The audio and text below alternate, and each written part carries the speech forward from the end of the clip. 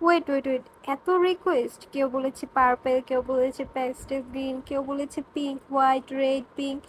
এত কিছুর মাঝে কোন রংটা করব? আচ্ছা, পিঙ্ক আর হোয়াইটে করা যাক, এটা চুজ করলাম। ঠিক আছে। তো আমি আজকে এই ফ্লাওয়ারটা পিঙ্ক কালার করব, যদিও যারা গ্রিন বলছে তাদেরটাও কিন্তু হয়েছে, কারণ আমি এখানে পাতাতে গ্রিন ইউজ করেছিলাম। অনেকে বলেছে ব্ল্যাক, রেড, ওইটা মনে হয় না ভালো হবে, তো আমি ব্ল্যাকটা ব্যাকগ্রাউন্ড ইউজ করেছি। আর পাতাতে গ্রিন, তারপরে হচ্ছে যে লেমন গ্রিন, হোয়াইট, পিঙ্ক সব কিছুর কম্বিনেশন করেছি। বলতে গেলে সবার কথাই রেখেছি, শুধু পার্পল, রেড এগুলো যারা বলেছে তাদেরটা রাখতে পারিনি, কারণ আমার মনে হয় ভালো লাগবে না। অনেকে ব্লু বলেছে, কারণ অনেকে ভেবেছে এটা অপরাজিতা, বাট হ্যাঁ এটা কিছুটা অপরাজিতা, বাট আমি পুরোপুরি ওরকম আঁকতে পারি না, আমি নিজেই জানি না এটা কী ফুল।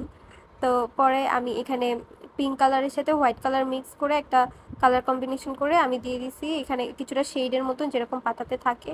তারপরে ভিতরে আমি হলুদ কালার আর হচ্ছে গিয়ে কমলা কালারটা ইউজ করেছি।